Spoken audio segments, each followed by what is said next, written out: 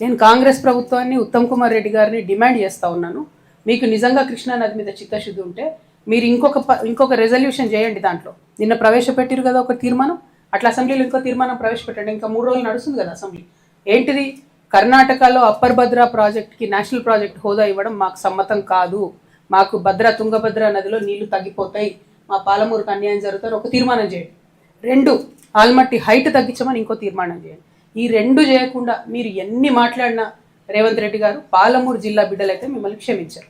ఇంకొకటి, ముఖ్యమంత్రి గారికి మేము ఈ గద్వాలు, నాగర్ కర్నూలు ఇవన్నీ తిరిగిన తర్వాత వారికి అర్థమయ్యేలాగా క్షేత్రస్థాయిలో పరిశీలన చేసి చెప్పినాం.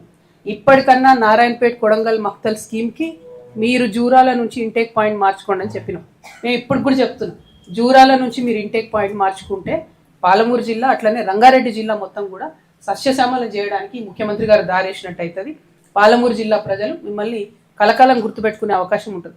ఇంత మంచి అవకాశాన్ని మీరు జారవిడ్చుకొని చరిత్రహీనులు కావద్దని కూడా ఈ సందర్భంగా ముఖ్యమంత్రి గారు నేను డిమాండ్ చేస్తూ ఉన్నాను. అచ్చా, కాంగ్రెస్ పార్టీది ఈ డ్రామా నిన్న అసెంబ్లీలో. ఇక బీఆర్ఎస్ పార్టీ ఏంది? మొన్నటి రోజు ఏమైంది? మూసీ నది మీద చర్చ జరుగుతుంది, జిహెచ్ఎంసీ మీద చర్చ జరుగుతుంది, ఇంకా అనేకమైనటువంటి ఇంపార్టెంట్ బిల్లుల మీద చర్చ జరుగుతుంది. రండి సీన్ అనేది చర్చ జరుగుతుంది. ఈ సందర్భంగా ఏమైంది? ముఖ్యమంత్రి గారు నేను గతంలో ఉన్న పార్టీలో ఒక గుంటనక్క గారు ఉంటారు, వారిని మీరు అందరూ హరీష్ రావు గారిని పిలుచుకుంటారు. ఆయనను చూసి నేనేదో మాట అన్నాడు, అనగానే నన్ను అంటవా నువ్వు అని చెప్పి అసెంబ్లీ మొత్తం వాయిదా వేసుకుని వెళ్ళిపోయాడు. అరే, ఒక మాట వ్యక్తిగతంగా ముఖ్యమంత్రి ఏదో నిన్నంటే మొత్తం అసలు ప్రతిపక్షమే లేకుండా, ప్రతిపక్షం అంటే ఏంది? ప్రజల గొంతుక. ప్రతిపక్షం అంటే ఏంది? అన్యాయం ఎట్లా జరుగుతుందని ప్రశ్నించేటటువంటి ఒక వాయిసే ప్రతిపక్షం. It is not a party, it is a big responsibility. దాన్ని వదిలేసి మొత్తం సభ 5 రోజులు ఎట్లా మీరు బాయ్కాట్ చేసిపోతారు? ఏంది? కేవలం హరీష్ రావు గారిని ఒక మాట అన్నందుకు బాయ్కాట్ చేసిపోతారా?